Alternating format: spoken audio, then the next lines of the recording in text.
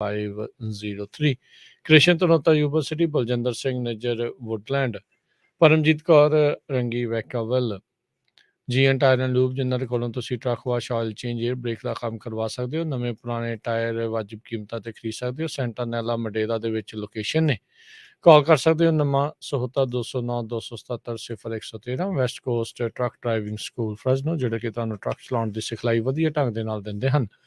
ਕਾਲ Ajit Atwal 559 374 4541 Harnek Singh Pabla Indian cuisine Renton Washington Gurmeet Singh ਤੇ ਧਿਆਨ ਕੌਰ ਸਮਰਾ Modesto ਇਹਨਾਂ ਸਾਰਿਆਂ ਦਾ ਧੰਨਵਾਦ। ਜੇਕਰ ਤੁਸੀਂ ਜਾਂ ਕੋਈ ਹੋਰ ਕਾਰੋਬਾਰ ਇਸ ਪ੍ਰੋਗਰਾਮ ਨੂੰ ਸਪਾਂਸਰ ਕਰਨਾ ਚਾਹੁੰਦੇ ਹੋ ਕਾਲ 408 722 7698।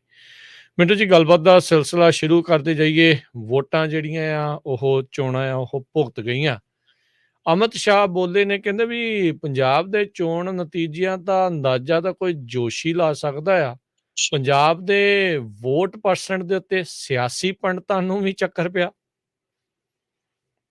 ਬਿਲਕੁਲ ਉਹ ਕਹਿੰਦੇ ਆ ਕਿ ਜੋਤਸ਼ੀ ਕੋਈ ਅੰਦਾਜ਼ਾ ਲਾ ਸਕਦਾ। ਵੈਸੇ ਦੇਖੋ ਇਹ ਬਹੁਤ ਵੱਡੀ ਉਲਝਣ ਆ ਤੇ ਉਸ ਉਲਝਣ ਨੂੰ ਕੁਛ ਹੱਦ ਤੱਕ ਸਾਫ਼ ਕੀਤਾ ਵਾ ਅਮਿਤ ਸ਼ਾਹ ਨੇ ਕਿ ਐਤਕੀ ਪੰਜਾਬ ਦੀਆਂ ਚੋਣਾਂ ਕਿਸ ਕਰਵਟ ਬੈਠਣਗੀਆਂ ਅੰਦਾਜ਼ਾ ਲਾਉਣਾ ਹਾਰੀ ਸਾਰੀ ਦਾ ਕੰਮ ਨਹੀਂ ਹੈ।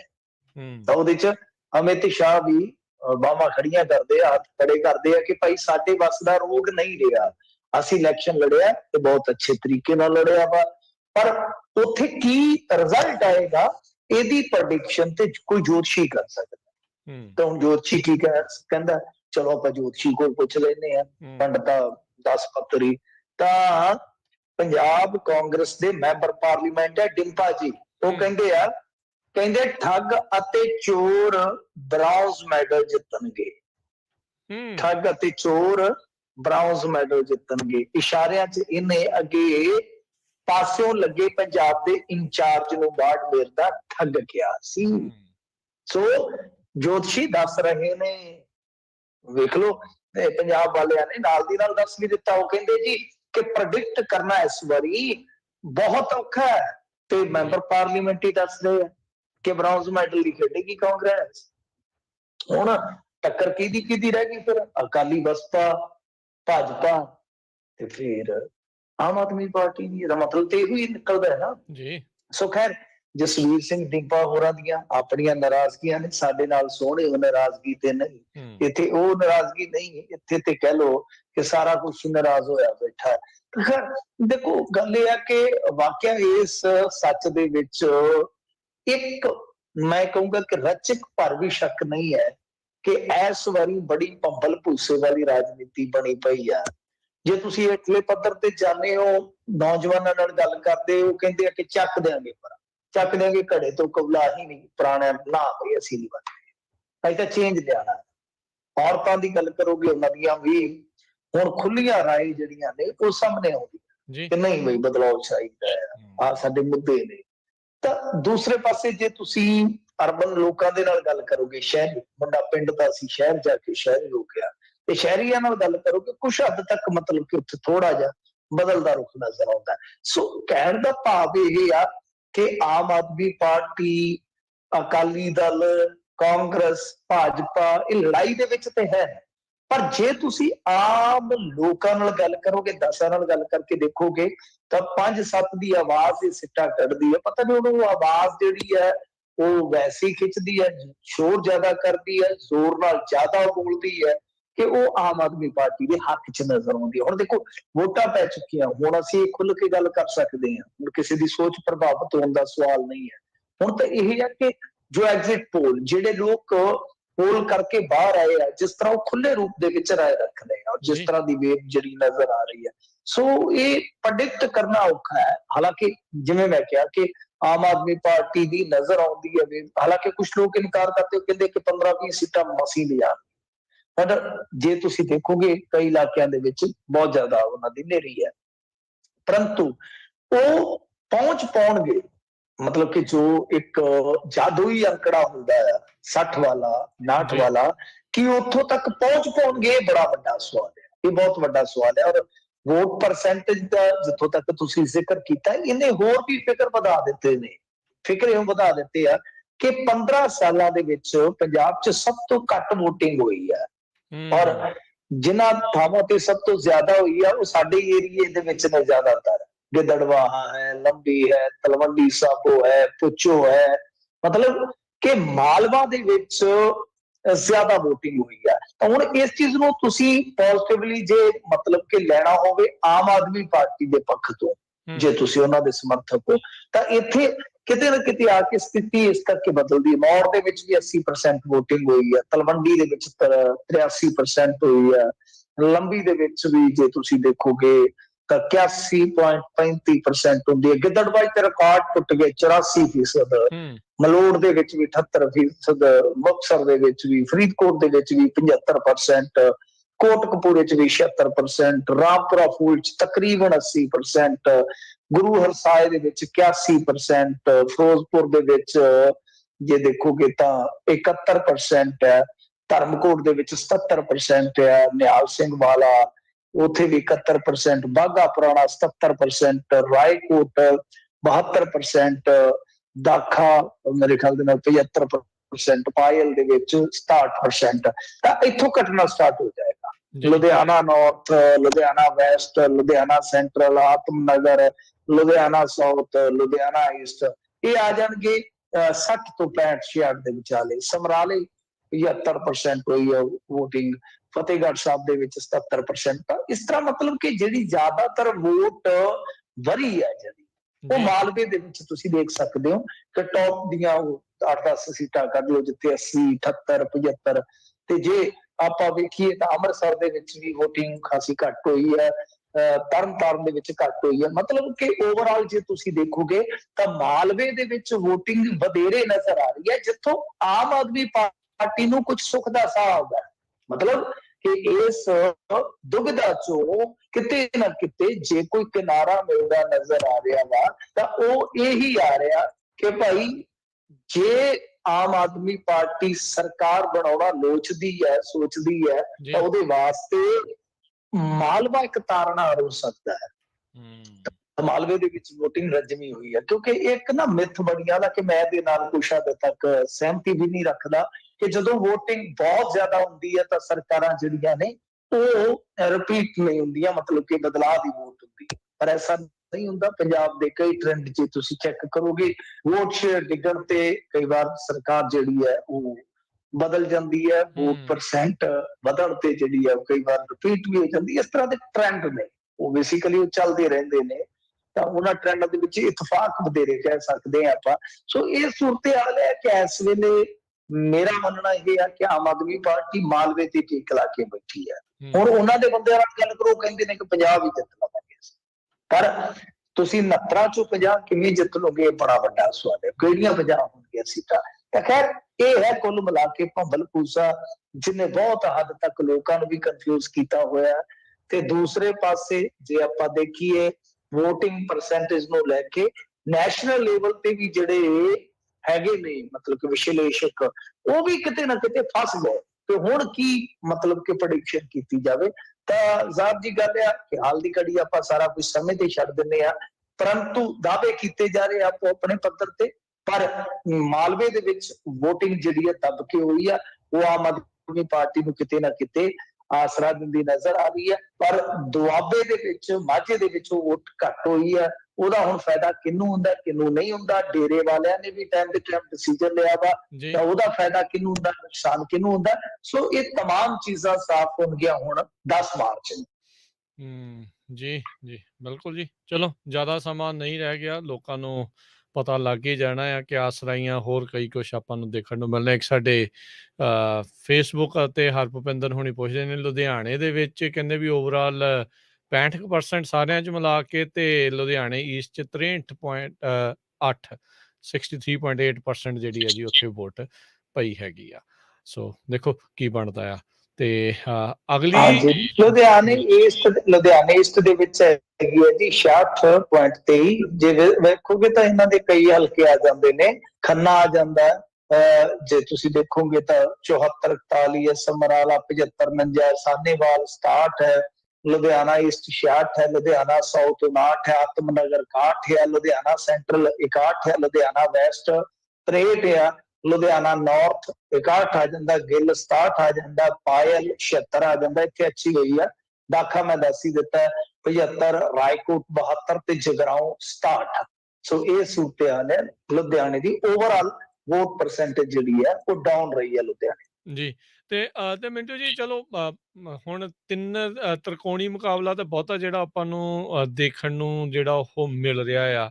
ਜਿਹੜੀਆਂ ਹੋਰ ਦਾਅਵੇਦਾਰ ਪਾਰਟੀਆਂ ਚਾਹੇ ਸੰਯੁਕਤ ਸਮਾਜ ਮੋਰਚਾ, ਚੜੂੰਨੀ, ਪੰਜਾਬ ਲੋਕ ਕਾਂਗਰਸ, ਇਹਨਾਂ ਦਾ ਕਿੱਦਾਂ ਦਾ ਰਿਹਾ ਮਨੋਬਲ? ਕੁਛ ਇਹਨਾਂ ਨੂੰ ਲੱਗਦਾ ਵੀ ਕੁਛ ਏਦਾਂ ਦੇ ਪੱਲੇ ਪਊਗਾ ਜਾਂ ਬਸ ਬਹਿ ਗਏ ਨੇ ਹੁਣ ਨਹੀਂ, ਆਰਾਮ ਨਾਲ? ਮੌੜ ਤੋਂ ਹੀ ਉਮੀਦ ਹੈ ਯਾਰ ਕਿ ਲੱਖਾ ਸਿਧਾਣਾ ਸ਼ਾਇਦ ਜਿੱਤ ਜਾਣਗੇ। ਮੌੜ ਤੋਂ ਉਮੀਦ ਹੈ, ਮੌੜ ਦੇ ਵਿੱਚ ਵੀ ਵੋਟਿੰਗ ਬੜੀ ਹੋਈ ਆ। ਪਰੰਤੂ ਹੋਰ ਲਾ ਲਓ ਕਿਤੇ ਇੱਕਾ ਦੁੱਕਾ ਸੀਟਾਂ ਤੇ ਉਹ ਟੱਕਰ ਚ ਹੋ ਸਕਦੇ। ਸਮਰਾਲੇ ਚ ਵੀ ਕਿਤੇ ਨਾ ਕਿਤੇ ਕਹਿ ਲਓ ਕਿ ਰਾਜੇਵਾਲ ਸਾਹਿਬ ਬੁਰੀ ਤਰ੍ਹਾਂ ਫਸ ਗਏ। ਦਾ ਕਾਰਨ ਇਹ ਆ ਕਿ ਆਮ ਆਦਮੀ ਪਾਰਟੀ ਜਿਹੜੀ ਕਿਸੇ ਸਮੇਂ ਇਹਨਾਂ ਦੇ ਹਮਦਮ ਬਣ ਸਕਦੇ ਸੀਗੇ, ਜੀ। ਤਾਂ ਚਲੋ ਆਪਸ ਚ ਗੱਲ ਨਹੀਂ ਬਣੀ। ਆਮ ਆਦਮੀ ਪਾਰਟੀ ਉੱਥੇ ਤੇਜ਼ੀ ਨਾਲ ਉੱਭਰੀ ਹੈ, ਉਹਦਾ ਨੁਕਸਾਨ ਹੋ ਗਿਆ। ਕਾਂਗਰਸ ਨੂੰ ਵੀ ਨੁਕਸਾਨ ਹੋ ਰਿਹਾ ਵਾ, ਅਕਾਲੀਆਂ ਨੂੰ ਵੀ ਤਾਂ ਹੋਣਾ ਹੀ ਹੋਣਾ ਆ। ਤਾਂ ਕੁੱਲ ਮਿਲਾ ਕੇ ਉੱਥੇ ਵੀ ਬਲਬੀਰ ਸਿੰਘ ਰਾਜੇਵਾਲ ਵਾਸਤੇ ਸਥਿਤੀ ਜਿਹੜੀ ਆ ਕੋਈ ਬਹੁਤੀ ਸੰਤੁਸ਼ਟੀਜਨਕ ਨਹੀਂ ਹੈ। ਜੀ। ਤੇ ਮਿੰਟੂ ਜੀ ਸਿਮਰਨਜੀਤ ਸਿੰਘ ਮਾਨ ਹੋਣਾ ਦੇ ਅਮਰਗੜ੍ਹ ਹਲਕੇ ਦੇ ਬਾਰੇ ਜ਼ਰੂਰ ਕਈ ਸਵਾਲ ਹੋਣਗੇ ਕਈਆਂ ਨੂੰ। ਉੱਥੇ ਉਹਨਾਂ ਦੀ ਸਥਿਤੀ ਤੁਹਾਡੇ ਹਿਸਾਬ ਨਾਲ ਕਿੱਦਾਂ ਦੀ ਰਹੀ ਆ? ਦੇਖੋ, ਅਮਰਗੜ੍ਹ ਦੇ ਵਿੱਚ ਕੀ ਹੈ ਕਿ ਦਿੱਗਜ ਚਿਹਰੇ ਨੇ, ਉੱਥੇ ਵੀ ਬੜੇ ਵੱਡੇ ਚਿਹਰੇ ਆ। ਨਵਜੋਤ ਸਿੰਘ ਸਿੱਧੂ ਦਾ ਭਤੀਜਾ ਹੈ ਕਾਂਗਰਸ ਵੱਲੋਂ, ਇੱਕ ਹੈਗੇ ਆ ਮੇਰੇ ਖਿਆਲ ਦੇ ਨਾਲ ਗੱਜਣ ਮਾਜਰਾ, ਬੜੀ ਅੱਛੀ ਪਕੜ ਹੈ ਉਹਨਾਂ ਦੀ। ਝੁੰਦਾ ਸਾਹਿਬ ਆ। ਤਾਂ ਫਿਰ ਆ ਜਾਂਦੇ ਸਿਮਰਨਜੀਤ ਸਿੰਘ ਮਾਨ, ਮਤਲਬ ਕਿ ਚਾਰ ਇਹ ਟੌਪ ਦੇ ਖਿਡਾਰੀ ਨੇ। ਇੱਕ ਉਮੀਦਵਾਰ ਮਾਨ ਸਾਹਿਬ ਦੇ ਹੱਕ ਦੇ ਵਿੱਚ ਬੈਠ ਗਿਆ ਸੀਗਾ। ਸੋ ਗੱਲ ਇਹ ਆ ਕਿ ਚਲੋ ਕੋਸ਼ਿਸ਼ ਤੇ ਹੋਈ ਆ ਦੀਪ ਸਿੱਧੂ ਦੀ ਮੌਤ ਤੋਂ ਬਾਅਦ ਕਿ ਮੋੜਾ ਪੈ ਜਾਵੇ, ਪਰ ਅਮਰਗੜ੍ਹ ਦਾ ਜੇ ਤੁਸੀਂ ਚੱਕ ਕੇ ਦੇਖੋਗੇ, ਰਿਜ਼ਲਟ ਦੇਖੋਗੇ ਤਾਂ ਕਾਫੀ ਬਈ ਉੱਥੇ ਵੋਟ ਚਾਹੀਦੀ ਹੈ ਜਿੱਤਣ ਵਾਸਤੇ। ਸੋ ਪਹਿਲਾਂ ਇਹਨਾਂ ਦੇ ਕੋਲ ਕਿਉਂਕਿ ਆਪਦਾ ਕੋਰ ਵੋਟ ਬੈਂਕ ਤੇ ਹੈ ਹੀ ਨਹੀਂ ਹੈ ਹੁਣ ਇਸ ਟਾਈਮ। ਕਿਤੇ ਤੁਹਾਨੂੰ ਸੱਚ ਪ੍ਰਮਾਣ ਕਰਨਾ ਪਵੇਗਾ ਨਾ ਕਿ ਮਾਨ ਸਾਹਿਬ ਕੋਲ ਆਪਣਾ ਕੋਈ ਇਸ ਵੇਲੇ ਕੋਰ ਵੋਟ ਬੈਂਕ ਨਹੀਂ ਰਿਹਾ, ਸਿਵਾਏ ਕੁਝ ਪਰਸੈਂਟ ਨੂੰ ਛੱਡ ਦਈਏ, ਕੋਈ ਮਤਲਬ ਕਿ ਬਹੁਤ ਥੋੜਾ ਹੈ। ਤਾਂ ਜਿਹੜਾ ਨਵਾਂ ਜੁੜਨਾ ਚਾਹੀਦਾ, ਅਕਾਲੀ ਦਲ ਦਾ ਵੀ ਤਾਂ ਕ੍ਰਾਈਸਿਸ ਇਹੀ ਹੈ ਨਾ। ਅਕਾਲੀ ਦਲ ਕੋਲ ਆਪਣਾ ਵੋਟ ਰਹਿ ਗਿਆ 25% 26%, ਬਟ ਜ਼ਰੂਰਤ ਹੈ ਨਵੇਂ ਦੀ ਕਿ ਵੋਟਾਂ ਵੱਧਦੀਆਂ ਹਰੇਕ ਸਾਲ, ਹਰੇਕ ਇਲੈਕਸ਼ਨ ਚ ਵੋਟਾਂ ਵੱਧਦੀਆਂ, ਤਾਂ ਤੁਹਾਡਾ ਵੋਟਰ ਵੀ ਵਧਣਾ ਚਾਹੀਦਾ ਹੈ। ਉੱਥੇ ਦਿੱਕਤ ਹੈ। ਪਿਛਲੀ ਵਾਰੀ ਉੱਥੇ ਤੇ ਮਾਨ ਸਾਹਿਬ 50,000 ਵੋਟ ਲੈ ਕੇ ਗਏ ਸਨ। ਇਕਬਾਲ ਸਿੰਘ ਝੁੰਦਾ ਅਕਾਲੀ ਦਲ ਵੱਲੋਂ ਸੀਗੇ, ਐਂਟੀ ਇਨਕੰਬੈਂਸੀ ਦੇ ਬਾਵਜੂਦ 39,115 ਵੋਟ ਲੈ ਜਾਂਦੇ ਆ। ਜਸਵੰਤ ਸਿੰਘ ਗੱਜਣ ਮਾਜਰਾ ਜਿਨ੍ਹਾਂ ਦਾ ਮੈਂ ਤੁਹਾਨੂੰ ਜ਼ਿਕਰ ਕੀਤਾ, 36,063 ਵੋਟਾਂ ਲੈ ਕੇ ਗਏ ਸਨ ਲੋਕ ਇਨਸਾਫ ਪਾਰਟੀ ਵੱਲੋਂ।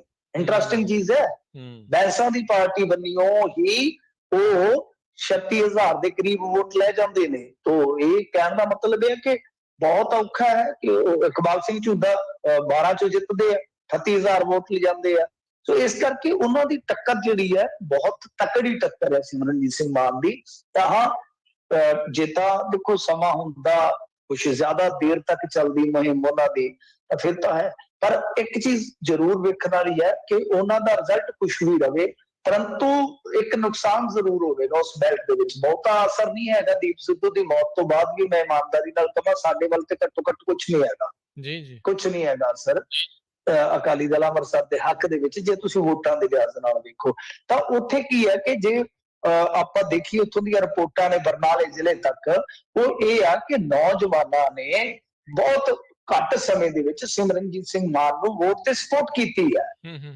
ਤਾਂ ਇਹਦਾ ਮਤਲਬ ਇਹ ਹੈ ਕਿ ਉਹਦਾ ਨੁਕਸਾਨ ਇੱਕ ਪਾਰਟੀ ਨੂੰ ਤੇ ਜ਼ਰੂਰ ਹੋਏਗਾ, ਖਾਸ ਤੌਰ ਤੇ ਆਮ ਆਦਮੀ ਪਾਰਟੀ। ਤਾਂ ਉਹ ਕਿੰਨਾ ਵੱਡਾ ਹੁੰਦਾ।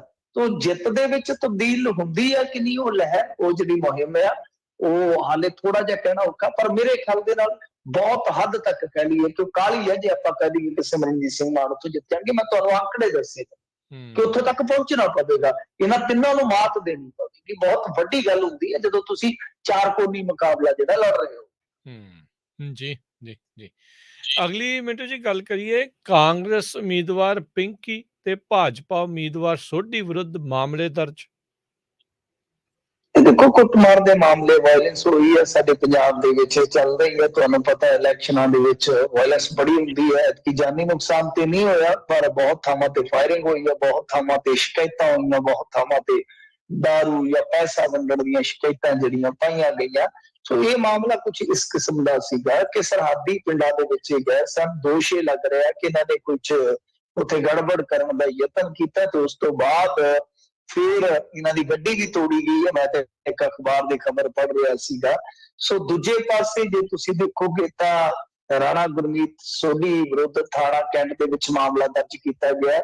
ਇਸੇ ਤਰ੍ਹਾਂ ਹੀ ਜੇ ਤੁਸੀਂ ਦੇਖੋਗੇ ਤਾਂ ਕਾਂਗਰਸ ਦੇ ਉਮੀਦਵਾਰ ਪਰਮਿੰਦਰ ਸਿੰਘ ਪਿੰਕੀ ਤੇ ਵੀ ਮਾਮਲਾ ਦਰਜ ਕਰ ਲਿਆ ਗਿਆ। ਤਾਂ ਇਹ ਚੋਣ ਕਮਿਸ਼ਨ ਦੀਆਂ ਹਦਾਇਤਾਂ ਤੇ ਮਾਮਲੇ ਦਰਜ ਹੋਏ ਆ। ਮੈਂ ਤੁਹਾਨੂੰ ਦੱਸ ਰਿਹਾ ਨਾ ਕਿ ਚੋਣ ਕਮਿਸ਼ਨ ਦੀ ਸਖਤਾਈ ਹੈ, ਅਦਰਵਾਈਜ਼ ਇਹੋ ਜਿਹੇ ਲੀਡਰਾਂ ਤੇ ਮੁਕੱਦਮੇ ਛੇਤੀ ਦਰਜ ਨਹੀਂ ਹੁੰਦੇ, ਇਹ ਆਪਾਂ ਨੂੰ ਪਤਾ ਵਾ। ਤਾਂ ਹੋਰ ਵੀ ਜਿਵੇਂ ਸੇਖੜੀ ਸਾਹਿਬ ਹੈ, ਉਹਨਾਂ ਤੇ ਵੀ ਅੱਜ ਮੁਕੱਦਮਾ ਦਰਜ ਹੋ ਗਿਆ। ਉਹ ਵੀ ਸ਼ਰਾਬ ਵੰਡਣ ਦਾ ਮਾਮਲਾ ਸੀਗਾ। ਹਾਲਾਂਕਿ ਪਹਿਲਾਂ ਪੁਲਿਸ ਢਿੱਲ ਮੱਠ ਕਰ ਰਹੀ ਸੀ, ਪਰ ਚੋਣ ਕਮਿਸ਼ਨ ਇਨਵੋਲਵ ਹੋਇਆ। ਬਹੁਤ ਥਾਵਾਂ ਤੇ ਭਾਜਪਾ ਦੀ ਇੱਕ ਤਾਂ ਉਮੀਦਵਾਰ ਬੀਬੀ ਤੇ ਵੀ ਇਸ ਤਰ੍ਹਾਂ ਦਾ ਮੇਰੇ ਖਿਆਲ ਦੇ ਨਾਲ ਮਾਮਲਾ ਹੋਇਆ ਸੀਗਾ। ਸੋ ਕਾਫੀ ਤੁਹਾਨੂੰ ਇਸ ਤਰ੍ਹਾਂ ਦੀਆਂ ਸ਼ਿਕਾਇਤਾਂ ਮਿਲ ਜਾਣਗੀਆਂ ਲੜਾਈ ਪੜਾਈ ਵਾਲੀਆਂ। ਸੋ ਰਾਣਾ ਗੁਰਮੀਤ ਸੋਢੀ ਤੇ ਨੰਨੂ ਤੇ ਤਾਂ ਇੱਥੋਂ ਤੱਕ ਦੋਸ਼ ਲੱਗੇ ਕਿ ਸਰਹੱਦੀ ਪਿੰਡਾਂ 'ਚ ਗਏ ਸੀਗੇ, ਇਹਨਾਂ ਨੇ ਉੱਥੇ ਕੈਪਚਰਿੰਗ ਦਾ ਯਤਨ ਕੀਤਾ, ਵਿਰੋਧ ਹੋਇਆ ਤਾਂ ਇਹਨਾਂ ਨੇ ਇੱਕ ਬੰਦਾ ਫੱਟੜ ਕੀਤਾ। ਹੁਣ ਦੇਖੋ ਪਤਾ ਨਹੀਂ ਸੱਚ ਹੈ ਜਾਂ ਝੂਠ ਆ। ਤੇ ਉਸ ਤੋਂ ਬਾਅਦ ਫਿਰ ਗੱਡੀ ਦਾ ਵੀ ਇੱਕ ਦਾ ਨੁਕਸਾਨ ਕੀਤਾ ਗਿਆ। ਤਾਂ ਓਵਰਆਲ ਜੇ ਤੁਸੀਂ ਦੇਖੋਗੇ ਪੰਜਾਬ ਦੇ ਵਿੱਚ ਦਰਜਨਾਂ FIR ਦਰਜ ਹੋਈਆਂ ਨੇ, ਦਰਜਨਾਂ ਲੜਾਈਆਂ ਹੋਈਆਂ ਨੇ, ਤਕਰੀਬਨ ਅੱਧੀ ਦਰਜਨ ਥਾਵਾਂ ਤੇ ਗੋਲੀਆਂ ਚੱਲੀਆਂ। ਪਰ ਮੈਂ ਜਿਵੇਂ ਕਹਿ ਰਿਹਾ ਖੁਸ਼ਕਿਸਮਤੀ ਨਾਲ ਕੋਈ ਜਾਨੀ ਨੁਕਸਾਨ ਨਹੀਂ ਹੋਇਆ। ਜੀ ਜੀ, ਇੰਨਾ ਹੀ ਜਿਹੜਾ ਉਹ ਬਚਾ ਰਹਿ ਗਿਆ। ਗੜਸ਼ੰਕਰ ਦੇ 2 ਪਿੰਡਾਂ ਵਿੱਚ ਨਹੀਂ ਪਈ ਇੱਕ ਵੀ ਵੋਟ। ਹਾਂਜੀ ਦੇਖੋ ਗੜਸ਼ੰਕਰ ਵਿੱਚ ਜਿਹੜੀ ਇਹ ਖਬਰ ਹੈ ਬੜੀ ਚਰਚਾ ਦਾ ਵਿਸ਼ਾ ਬਣੀ ਹੈ। ਗੱਲ ਇਹ ਹੈ ਕਿ ਕੁਝ ਕੁ ਪਿੰਡਾਂ ਦੇ ਵਿੱਚ ਤਾਂ ਵੈਸੇ ਮਸ਼ੀਨਾਂ ਖਰਾਬ ਹੋਣ ਦੀਆਂ ਵੀ ਖਬਰਾਂ ਆਈਆਂ ਕੁਝ ਥਾਵਾਂ ਤੇ, ਪਰ ਇੱਥੋਂ ਦੇ ਜਿਹੜਾ ਪਿੰਡ ਹੈ ਨਾ ਇੱਕ ਬਸਿਆਲਾ ਤੇ ਰਸੂਲਪੁਰ, ਉਹਨਾਂ ਨੇ ਪਹਿਲਾਂ ਐਲਾਨ ਕੀਤਾ ਗਿਆ ਸੀਗਾ ਕਿ ਅਸੀਂ ਮੁਕੰਮਲ ਬਾਈਕਾਟ ਕਰਾਂਗੇ ਇਲੈਕਸ਼ਨਾਂ ਦਾ। ਉਹਦਾ ਕਾਰਨ ਹੈ ਕਿ ਉਹਨਾਂ ਦੀ ਆਪਣੀ ਕੋਈ ਮੰਗ ਆ।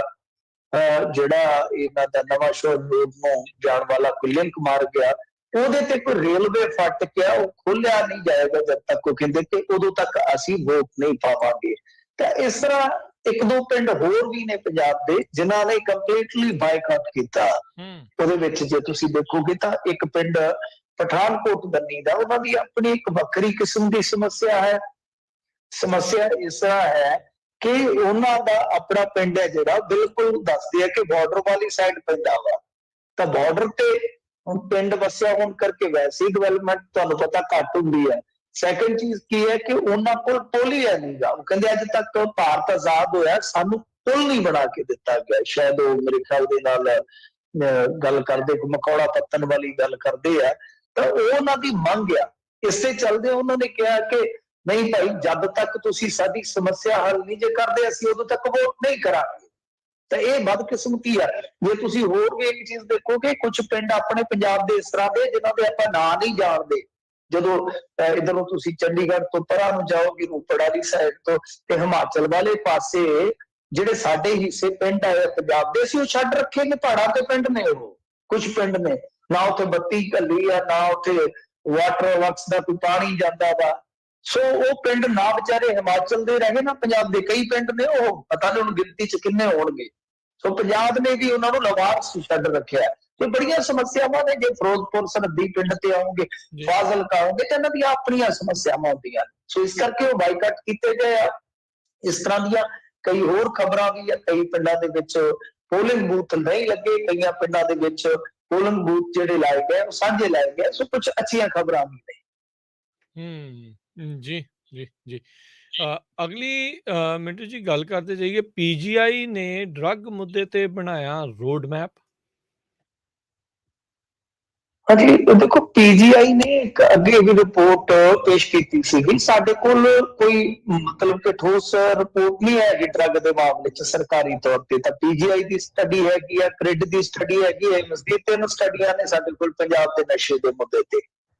ਯਾਦ ਰੱਖ ਲਿਓ, ਕਦੇ ਵੀ ਕੋਟ ਕਰਨੀਆਂ ਹੋਣ ਤਾਂ ਅੱਜ ਤੱਕ 3 ਹੀ ਅਧਿਐਨ ਨੇ ਸਾਡੇ ਕੋਲ। ਜਿਨ੍ਹਾਂ ਦੇ ਆਧਾਰ ਤੇ ਪੰਜਾਬ ਦੀ ਹਾਲਤ ਦਾ ਪਤਾ ਲਾਇਆ ਜਾਂਦਾ। ਤਾਂ ਇਹਦੇ ਵਿੱਚ ਉਹਨਾਂ ਨੇ ਕੱਢਿਆ ਸੀਗਾ ਕਿ 30 ਲੱਖ ਦੇ ਕਰੀਬ ਪੰਜਾਬੀ ਜਿਹੜੇ ਐਡਿਕਟਡ ਨੇ। ਪਰ ਇਹਦੇ ਵਿੱਚ WHO ਦੀ ਹਦਾਇਤ ਦੇ ਮੁਤਾਬਕ ਇਹ ਜਿਹੜੇ ਅਲਕੋਹਲਿਕ ਹੁੰਦੇ ਆ ਉਹਨਾਂ ਨੂੰ ਵੀ ਗਿਣ ਲੈਂਦੇ ਆ, ਜਿਹੜੇ ਮਤਲਬ ਕਿ ਪੱਕੇ ਅਲਕੋਹਲਿਕ ਹੈ ਉਹਨਾਂ ਨੂੰ ਵੀ ਗਿਣ ਲੈਂਦੇ ਆ। ਤਾਂ ਉਹਨਾਂ ਦੀ ਤਾਦਾਦ 50% ਹੈ ਇਹਦੇ ਵਿੱਚ। 15 ਲੱਖ ਬੰਦਾ ਉਹ ਆ ਜਿਹੜਾ ਅਫੀਮ, ਡੋਡੇ ਜਾਂ ਹੈਰੋਇਨ ਵਗੈਰਾ ਕੰਜ਼ਿਊਮ ਕਰਦਾ ਹੈ, ਜਾਂ ਚਰਸ ਗਾਂਜਾ, ਇਹਨਾਂ ਸਾਰੀਆਂ ਚੀਜ਼ਾਂ। ਤਾਂ ਇਹਦਾ ਹੁਣ ਦੂਸਰਾ ਪਾਰਟ ਜਿਹੜਾ ਹੈ ਉਹ ਇਹਨਾਂ ਨੇ ਰਿਲੀਜ਼ ਕਰ ਦਿੱਤਾ ਹੈ ਕਿਤਾਬ ਦੇ ਰੂਪ ਦੇ ਵਿੱਚ। 15-16 ਚ ਮੈਨੂੰ ਯਾਦ ਹੈ ਜਦੋਂ ਅਕਾਲੀ ਸਰਕਾਰ ਹੁੰਦੀ ਸੀ ਤਾਂ ਇਹ ਸਟੱਡੀ ਇਹਨਾਂ ਨੇ ਜਾਰੀ ਕੀਤੀ ਸੀ, ਜਿਹਦੇ ਵਿੱਚ ਬੜਾ ਭੜਥੂ ਪਿਆ ਸੀਗਾ। ਉੱਥੋਂ ਇਹ ਅੰਕੜੇ ਨਿਕਲ ਕੇ ਆਏ ਸਨ। ਅੱਜ ਵੀ ਉਹੀ ਅੰਕੜੇ ਜਿਹੜੇ ਆ ਤੁਰੇ ਆਉਂਦੇ ਨੇ। ਖੈਰ, ਇਹਨਾਂ ਨੇ ਨਾਂ ਦਿੱਤਾ ਤੰਦਰੁਸਤ ਅਤੇ ਨਸ਼ਾ ਮੁਕਤ ਪੰਜਾਬ। ਇਸ ਥੀਮ ਤੇ ਇਹ ਕੰਮ ਕਰ ਰਹੇ ਨੇ। ਵੈਸੇ ਲੰਮਾ ਚੌੜਾ ਹੈ ਇਹਨਾਂ ਦੀ ਕਿਤਾਬ ਦਾ ਨਾਮ। ਤਾਂ ਇਹਨਾਂ ਨੇ ਮਤਲਬ ਇਹਦੇ ਵਿੱਚ ਕਾਫੀ, ਮੈਂ ਕਹੂੰਗਾ ਕਿ ਗੱਲਾਂ ਕੀਤੀਆਂ ਨੇ, ਗੱਲਾਂ ਕਿਤਾਬੀ ਗਿਆਨ ਨਹੀਂ, ਇਹਨਾਂ ਦੀ ਆਪਣੀ ਪ੍ਰੈਕਟੀਕਲ ਕਲੋ ਸਟੱਡੀ, ਔਰ ਇਸ ਤੋਂ ਇਲਾਵਾ ਸਮਾਜਿਕ ਹਾਲਾਤ, ਇਸ ਤੋਂ ਇਲਾਵਾ ਸਿਸਟਮੈਟਿਕਲੀ ਜਿਹੜੀਆਂ ਚੀਜ਼ਾਂ ਖਰਾਬ ਹੁੰਦੀਆਂ ਨੇ, ਦਰੁਸਤ ਕਰਨ ਵਾਲੀਆਂ ਹੁੰਦੀਆਂ, ਉਹਨਾਂ ਤੇ ਕਾਫੀ ਇਹਨਾਂ ਨੇ ਚਰਚਾ ਕੀਤੀ ਹੈ। ਜਿਵੇਂ ਡਰੱਗ ਦੀ ਰੋਕਥਾਮ ਕਿਵੇਂ ਹੋਵੇ, ਡਰੱਗ ਦੀ ਸਪਲਾਈ ਨੂੰ ਰੋਕਣਾ ਉਹ ਕਿਸ ਤਰ੍ਹਾਂ ਹੈ, ਇਹਦੀ ਡਿਮਾਂਡ ਘੱਟ ਕਿਵੇਂ ਕੀਤੀ ਜਾ ਸਕਦੀ ਹੈ, ਡਰੱਗ ਡੀ ਐਡਿਕਸ਼ਨ ਸੈਂਟਰ ਜਿਹੜੇ ਆ ਸੁਚਾਰੂ ਰੂਪ ਚ ਕਿਸ ਤਰ੍ਹਾਂ ਕੰਮ ਕਰਨ, ਇਸ ਤੋਂ ਇਲਾਵਾ ਪੁਲਿਸ ਪ੍ਰਸ਼ਾਸਨ, NGO, ਸਰਕਾਰੀ ਮਹਿਕਮੇ ਆਦਿ ਸਾਰੇ ਪਲੈਨਿੰਗ ਦੇ ਨਾਲ ਕਿਵੇਂ ਕੰਮ ਕਰਨ, ਉਹਦੇ ਤੇ ਹੈ ਪੂਰਾ ਕੁਛ ਇਹਨਾਂ ਦਾ ਲਿਖਤ ਦੇ ਰੂਪ ਚ। ਇਸ ਤੋਂ ਇਲਾਵਾ ਬਰੀਕੀ ਨਾਲ ਸਾਰੀਆਂ ਚੀਜ਼ਾਂ ਸਮਝਾਈਆਂ ਗਈਆਂ। ਬਹੁਤ ਅੱਛੇ ਇਹਦੇ ਵਿੱਚ ਇਹਨਾਂ ਦੇ ਜਿਹੜੇ ਡਾਕਟਰ ਨੇ ਉਹਨਾਂ ਨੇ ਕੰਮ ਕੀਤਾ ਹੈ। ਤੇ ਖਾਸ ਤੌਰ ਤੇ ਇਹਨਾਂ ਨੇ ਕਿਹਾ ਕਿ ਨਸ਼ੇ ਦੀ ਲੱਤ ਤੋਂ ਜੇ ਬਚਾਉਣਾ ਹੈ ਨੌਜਵਾਨੀ ਨੂੰ, ਤਾਂ ਉਹਦੇ ਵਿੱਚ ਧਾਰਮਿਕ ਸੰਗਠਨ ਹੋਏ ਜਾਂ ਅਧਿਆਤਮਕ ਲੋਕ ਹੋਏ, ਉਹਨਾਂ ਦਾ ਵੀ ਸਹਿਯੋਗ ਬਹੁਤ ਜ਼ਰੂਰੀ ਬਣਦਾ। ਔਰ ਵੱਡੀ ਗੱਲ ਇਹਨਾਂ ਨੇ ਜਿਹੜੀ ਕਹੀ ਹੈ ਕਿ ਸਾਨੂੰ ਸਕੂਲੀ ਪੱਧਰ ਤੋਂ ਹੀ ਯਤਨ ਕਰਨੇ ਪੈਣਗੇ। ਸੋ ਤੁਸੀਂ ਦੇਖੋ ਕਿ ਸਰਵ ਪੱਖੀ ਚਰਚਾ ਇੱਕ ਤਰ੍ਹਾਂ ਨਾਲ ਥੋੜੀ ਥੋੜੀ ਬਣਦੀ ਨਜ਼ਰ ਆ ਰਹੀ ਹੈ ਕਿ ਭਾਈ ਸਾਨੂੰ ਸਕੂਲੀ ਅਕੈਡਮਿਕ ਢਾਂਚੇ ਤੋਂ ਲੈ ਕੇ ਧਾਰਮਿਕ ਜੋ ਗਿਆਨ ਦਿੰਦੇ ਨੇ ਮਹਾਪੁਰਸ਼ ਲੋਕ, ਜਿਹੜੇ ਧਾਰਮਿਕ ਅਧਿਆਤਮਕ ਦੁਨੀਆ ਦੇ ਗਿਆਤਾ ਨੇ, ਕਿ ਉਹਨਾਂ ਤੱਕ ਸਾਨੂੰ ਸਹਿਯੋਗ ਲੈਣ ਦੀ ਲੋੜ ਪਵੇਗੀ। ਮਤਲਬ ਕਿ ਅਕਾਦਮਿਕ ਸਿੱਖਿਆ ਤੋਂ ਲੈ ਕੇ ਧਾਰਮਿਕ ਸਿੱਖਿਆ ਤੱਕ ਇਹ ਸਾਰਾ ਕੁਛ ਹੈ ਜਿਹੜਾ ਉਹ ਸਾਨੂੰ ਬੁਣਨਾ ਪਵੇਗਾ, ਸਰਕਾਰ ਨੂੰ ਕੰਮ ਕਰਨਾ ਪਵੇਗਾ। ਮੇਨਲੀ ਤਾਂ PGI ਵਾਲਿਆਂ ਨੇ ਇਹੀ ਗੱਲ ਕਹੀ ਆ ਕਿ ਦੇਖੋ ਅਸੀਂ ਰੋਡ ਮੈਪ ਦੇ ਸਕਦੇ ਹਾਂ, ਅਸੀਂ ਸੁਝਾਅ ਦੇ ਸਕਦੇ ਹਾਂ, ਪਰ ਇਨ ਦੀ ਐਂਡ ਕੰਮ ਤਾਂ ਗਵਰਨਮੈਂਟ ਨੇ ਕਰਨਾ। ਜੇ ਗਵਰਨਮੈਂਟ ਕਰੇ ਤਾਂ ਭਾਈ ਸਾਰਾ ਕੁਝ ਹੋ ਵੀ ਸਕਦਾ। ਜੀ ਜੀ ਜੀ ਬਿਲਕੁਲ। ਸੋ ਸਰਕਾਰ ਨੀਤੀ ਬਣਾਵੇ ਤਾਂ ਹੀ ਗਾ। ਸਿੱਧੂ ਦੀਆਂ ਕਹਿੰਦੇ ਮੁਸ਼ਕਿਲਾਂ 'ਚ ਵਾਧਾ, ਮਾਮਲੇ ਦੀ ਸੁਣਵਾਈ ਸ਼ੁਰੂ ਹੋ ਗਈ। ਦੇਖੋ, ਨਵਜੋਤ ਸਿੰਘ ਸਿੱਧੂ ਨੇ ਨਾ ਇੱਕ ਪੁਲਿਸ ਵਾਲਿਆਂ ਦੇ ਖਿਲਾਫ ਬਿਆਨ ਦਿੱਤਾ ਸੀਗਾ ਤੇ ਉਸ ਤੋਂ ਬਾਅਦ ਫਿਰ ਉਹਦੀ ਕੰਪਲੇਂਟ ਪਾਈ ਹੋਈ ਹੈ ਕਿ DSP ਨੇ, ਉਹਦੀ ਸੁਣਵਾਈ ਸ਼ੁਰੂ ਹੋ ਗਈ ਆ। ਹੁਣ ਅਪ੍ਰੈਲ ਦੇ ਵਿੱਚ ਸੁਣਵਾਈ ਜਿਹੜੀ ਹੋਏਗੀ ਤਾਂ ਉਹਦੇ ਵਿੱਚ ਕੀ ਹੈ ਕਿ ਨਵਜੋਤ ਸਿੰਘ ਸਿੱਧੂ ਨੂੰ ਫਿਰ ਹੋ ਸਕਦਾ ਕਿ ਨੋਟਿਸ ਕੱਢ ਦਿੱਤਾ ਜਾਵੇ, ਕਿਉਂਕਿ ਜਦੋਂ ਅਦਾਲਤ ਦੇ ਵਿੱਚ ਇਸ ਤਰ੍ਹਾਂ ਦਾ ਕੇਸ ਠਹਿਰ ਜਾਂਦਾ ਤਾਂ ਫਿਰ ਇਹ ਹੁੰਦਾ ਕਿ ਨੋਟਿਸ ਕੱਢਿਆ ਜਾਂਦਾ। ਨੋਟਿਸ ਕੱਢ ਦਿੱਤਾ ਗਿਆ ਤਾਂ ਇਹਦਾ ਮਤਲਬ ਕਿ ਮਾਮਲਾ ਜਿਹੜਾ ਅੱਗੇ ਵਧੇਗਾ। ਦਰਅਸਲ ਕੀ ਹੈ ਕਿ ਇੱਕ ਚੁਣਾਵੀ ਪ੍ਰੋਗਰਾਮ ਦੇ ਵਿੱਚ ਇਹਨਾਂ ਨੇ ਆਪਣੇ ਬੰਦੇ ਦੀ ਫੁਕਰੀ ਮਾਰਦਿਆਂ ਪੁਲਿਸ ਮਹਿਕਮੇ ਵਾਲਿਆਂ ਦਾ ਮਜ਼ਾਕ ਉਡਾ ਦਿੱਤਾ ਸੀਗਾ ਕਿ ਇਹ ਫਲਾਣਾ ਬੰਦਾ ਇਸ ਤਰ੍ਹਾਂ ਦਾ ਹੈ, ਜੇ ਦਮਕਾ ਮਾਰਦੇ ਤੇ ਥਾਣੇਦਾਰ ਦੀ ਵੀ ਪੈਂਟ ਗਿੱਲੀ ਹੋ ਜਾਵੇ। ਤਾਂ ਇੱਥੇ ਇੱਕ ਬੜੇ ਮਸ਼ਹੂਰ DSP ਹੈ ਚੰਡੀਗੜ੍ਹ ਪੁਲਿਸ ਦੇ ਵਿੱਚ, ਦਲਸ਼ੇਰ ਸਿੰਘ ਚੰਦੇਲ, ਤੇ ਉਹਨਾਂ ਨੇ ASI ਦੇ ਤੌਰ ਤੇ ਕੰਮ ਕਰਨਾ ਸਟਾਰਟ ਕੀਤਾ ਸੀ, ਪੁਲਿਸ ਜੁਆਇਨ ਕੀਤੀ ਸੀਗੀ। ਤੇ ਉਸ ਤੋਂ ਬਾਅਦ ਫਿਰ ਕਈ ਅਵਾਰਡ ਵੀ ਮਿਲੇ ਉਹਨਾਂ ਨੂੰ DSP ਨੇ ਇਸ ਟਾਈਮ। ਤਾਂ ਉਹਨਾਂ ਨੇ ਸਿੱਧੂ ਸਾਹਿਬ ਨੂੰ ਅਪੀਲ ਵੀ ਕੀਤੀ ਸੀ ਕਿ ਭਾਈ ਤੁਸੀਂ ਮਾਫੀ ਮੰਗੋ। ਇਹਨਾਂ ਨੇ ਨਹੀਂ ਕੁਛ ਬੋਲਿਆ ਤੇ ਉਹਨਾਂ ਨੇ ਫਿਰ ਕੋਰਟ ਦਾ ਸਹਾਰਾ ਲਿਆ ਸੀਗਾ। ਸੋ ਅਪ੍ਰੈਲ ਦੇ ਵਿੱਚ ਹੁਣ ਦੁਬਾਰਾ ਸੁਣਵਾਈ ਹੋਈ। ਤਾਂ ਅਪ੍ਰੈਲ ਕਾਫੀ ਦੂਰ ਹਾਲ ਦੀ ਘੜੀ, ਉਦੋਂ ਤੱਕ ਮਾਮਲਾ ਜਿਹੜਾ ਸਰਕਾਰ ਵਾਲਾ ਨਿਬੜ ਜਾਏਗਾ। 12 ਅਪ੍ਰੈਲ ਨੂੰ ਸੁਣਵਾਈ ਹੋਵੇਗੀ। ਇਹਦੇ ਚ ਕੀ ਹੈ ਕਿ ਆਉਣ ਵਾਲੇ ਸਮੇਂ ਚ ਸਿੱਧੂ ਨੂੰ ਤਲਬ ਕੀਤਾ ਜਾ ਸਕਦਾ ਹੈ। ਤੇ ਵੈਸੇ ਦੇਖੋ ਗੱਲ ਇਹ ਆ ਕਿ ਕਾਲਾ ਬਾਹਮਣ ਕਹਿਣ ਤੇ ਅਨਿਲ ਜੋਸ਼ੀ ਤੋਂ ਜਾਂ ਬ੍ਰਾਹਮਣ ਸਮਾਜ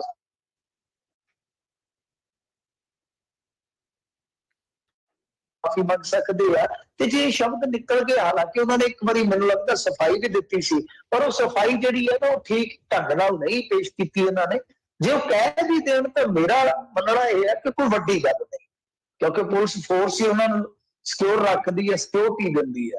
ਤੇ ਜੇ ਕੋਈ ਗੱਲ ਨਿਕਲ ਵੀ ਗਈ ਆ, ਇਹ ਕਲੇਸ਼ ਜਿਹੜੇ ਆ ਕੇਸਾਂ ਵਾਲੇ ਉਹ ਨਹੀਂ ਸੇੜਨੇ ਚਾਹੀਦੇ, ਕਿਉਂਕਿ ਮਾਣਹਾਨੀ ਦਾ ਮੁਕੱਦਮਾ ਪਾਇਆ ਚੰਦੇਲ ਸਾਹਿਬ ਨੇ, ਪਰ ਉਹਨਾਂ ਨੇ ਕਿਹਾ ਕਿ ਪੁਲਿਸ ਫੋਰਸ ਦੀ ਛਵੀ ਦਾ ਨੁਕਸਾਨ ਪੈਸਿਆਂ ਨਾਲ ਨਹੀਂ ਹੋ ਸਕਦਾ, ਮਤਲਬ ਕਿ ਉਹਨਾਂ ਦਾ ਵੀ ਟੀਚਾ ਇਹ ਹੋਇਆ ਕਿ ਸਿੱਧੂ ਸਾਹਿਬ ਮਾਫੀ ਮੰਗ ਲੈਣ। ਜੀ ਜੀ ਜੀ ਮੈਨੂੰ ਜਾਂਦੇ ਜਾਂਦੇ ਗੱਲ ਕਰ ਲਈਏ ਕਰਨਾਟਕ ਤੋਂ ਲੈ ਕੇ ਆ ਬਜਰੰਗ ਦਲ ਦੇ ਕਾਰਕੁਨ ਦੀ ਹੱਤਿਆ ਦੇ ਕਰਕੇ ਮਾਹੌਲ ਉੱਥੇ ਬਹੁਤ ਨਾਜ਼ੁਕ ਬਣਿਆ।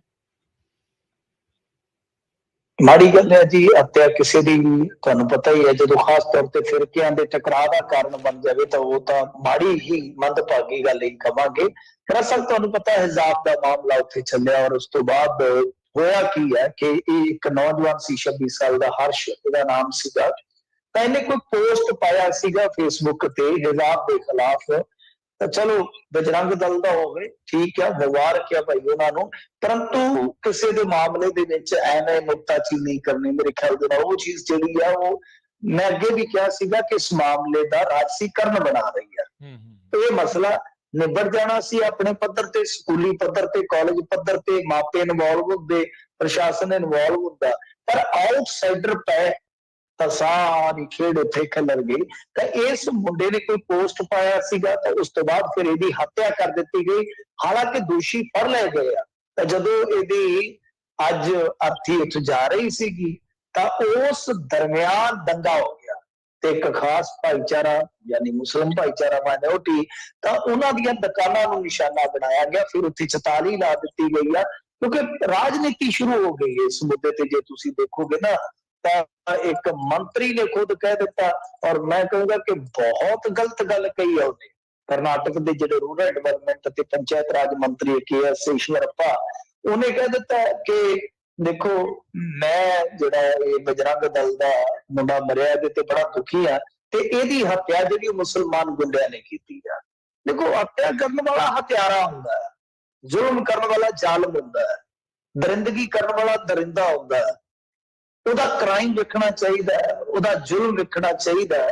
ਜਦੋਂ ਬੰਦੇ ਫੜੇ ਗਏ ਕਿਸੇ ਵੀ ਮਜ਼ਹਬ ਦੇ ਹੋਣ, ਬੰਦਾ ਮਰਿਆ ਮਾੜੀ ਗੱਲ ਆ, ਚਾਹੇ ਉਹ ਬਜਰੰਗ ਦਲ ਦਾ ਹੋਵੇ ਚਾਹੇ RSS ਦਾ ਹੋਵੇ, ਕਿਉਂ ਕਿਸੇ ਦੀ ਹੱਤਿਆ ਕਰਨੀ ਹੈ। ਪਰ ਗੱਲ ਇਹ ਕਿ ਜਿਹੜਾ ਮਾਹੌਲ ਬਣਾਇਆ ਜਾ ਰਿਹਾ, ਉਸ ਮਾਹੌਲ ਨੂੰ ਪੈਦਾ ਕਰਨ ਵਾਲੇ ਕੌਣ ਲੋਕ ਨੇ ਜਿਨ੍ਹਾਂ ਨੇ ਇਹਨਾਂ ਨੂੰ ਇੱਥੋਂ ਤੱਕ ਲੈ ਆਂਦਾ ਕਿ 25-25 ਸਾਲ ਦੇ ਮੁੰਡੇ, 26-26 ਸਾਲ ਦੇ ਮੁੰਡੇ ਨਜ਼ਰੀ ਬਣੀ ਪਏ ਨੇ, ਚਾਹੇ ਉਹ ਕਿਸੇ ਵੀ ਧਰਮ ਵਿਸ਼ੇਸ਼ ਤੋਂ ਹੋਣ, ਜ਼ਰੂਰੀ ਨਹੀਂ ਹਿੰਦੂ ਧਰਮ ਤੋਂ। ਜਿਨ੍ਹਾਂ ਨੇ ਹੱਤਿਆ ਕੀਤੀ ਹੋ ਸਕਦਾ ਦੂਸਰੇ ਮਜ਼ਹਬ ਤੋਂ ਹੋਣ, ਪਰ ਇਹਨਾਂ 'ਚ ਨਫ਼ਰਤ ਕਿੰਨਾ ਭਰੀ ਹੈ। ਕਿਉਂਕਿ ਇਹੋ ਜਿਹਾ ਬਿਆਨ ਜੇ ਤੁਸੀਂ ਦੇਖੋਗੇ, ਕਿਉਂਕਿ ਮੈਂ ਦੋ ਪਾਸਿਆਂ ਦੀ ਗੱਲ ਕਰਦਾ ਹੁੰਦਾ, ਇਹੋ ਜਿਹਾ ਬਿਆਨ ਇੱਕ ਉਧਰੋਂ ਕਾਂਗਰਸ ਦੇ ਲੀਡਰ ਨੇ ਵੀ ਦੇ ਦਿੱਤਾ ਜਿਹੜਾ ਕਿ ਮੁਸਲਮਾਨ ਹੈ, ਤਾਂ ਉਹਨੇ ਵੀ ਬਿਆਨ ਦੇ ਦਿੱਤਾ ਕਿ ਅਸੀਂ ਕੱਟ ਦਿਆਂਗੇ, ਵੱਢ ਦਿਆਂਗੇ, ਇਸ ਤਰ੍ਹਾਂ ਦਾ ਕਾਟ ਵੱਢ ਵਾਲਾ ਬਿਆਨ ਦੇ ਦਿੱਤਾ। ਤਾਂ ਦੋਵੇਂ ਪਾਸਿਆਂ ਤੋਂ ਇਸ ਤਰ੍ਹਾਂ ਦੇ ਲੋਕ ਹੁੰਦੇ ਆ, ਪਰ ਇਸ ਮੁੱਦੇ ਨੂੰ ਸਿਆਸੀਕਰਨ ਦੀ ਰੰਗਤ ਦੇ ਕੇ ਦੋ ਭਾਈਚਾਰਿਆਂ 'ਚ ਬਹੁਤ ਵੱਡਾ ਫਸਾਦ ਖੜਾ ਕਰ ਦਿੱਤਾ ਗਿਆ। ਬਹਰਹਾਲ ਉੱਥੇ ਸਥਿਤੀ ਨਾਜ਼ੁਕ ਆ, ਸੰਵੇਦਨਸ਼ੀਲ ਆ, 144 ਲੱਗੀ ਹੋਈ ਆ, ਤੇ ਸ਼ਿਵਮੋਗਾ ਜ਼ਿਲ੍ਹੇ ਦੀ ਗੱਲ ਆ ਜਿੱਥੇ ਬਹੁਤ ਜ਼ਿਆਦਾ ਪੁਲਿਸ ਨੂੰ ਡਿਪਲੋਇਡ ਕੀਤੀ ਗਈ ਆ। ਪਰ ਤੁਸੀਂ ਦੇਖ ਸਕਦੇ ਹੋ ਕਿ ਜਿਸ ਤਰ੍ਹਾਂ ਰਾਜਸੀ ਲੋਕਾਂ ਦੀਆਂ ਟਿੱਪਣੀਆਂ ਆ ਰਹੀਆਂ, ਇਹ ਤੇ ਅੱਗ ਦੇ ਵਿੱਚ ਘਿਓ ਪਾਉਣ ਵਾਲਾ ਜਾਂ ਤੇਲ ਪਾਉਣ ਵਾਲਾ ਕੰਮ ਆ। ਜੀ ਜੀ ਬਿਲਕੁਲ। ਤੇ ਮਿੰਟੂ ਜੀ ਸ਼ੁਕਰੀਆ, ਬੜੀ ਮਿਹਰਬਾਨੀ। ਮਿਲਦੇ ਆ ਜੀ ਕੱਲ ਨੂੰ ਫੇਰ। ਧੰਨਵਾਦ, ਸਤਿ ਸ਼੍ਰੀ ਅਕਾਲ ਜੀ। ਸਤਿ ਸ੍ਰੀ ਅਕਾਲ। ਸੋ ਤੇ ਇੱਥੇ ਪ੍ਰੋਗਰਾਮ ਦੀ ਸਮਾਪਤੀ ਆ। ਮਿਲਾਂਗੇ ਅਗਲੀ ਵਾਰ, ਤੱਕ ਲਈ ਮੇਰੇ ਵੱਲੋਂ ਵੀ ਤੁਹਾਨੂੰ ਸਭ ਨੂੰ ਪਿਆਰ ਭਰੀ ਸਤਿ ਸ਼੍ਰੀ ਅਕਾਲ। ਸੁਣਦੇ ਰਹੋ ਜੀ ਪੰਜਾਬੀ ਰੇਡੀਓ USA।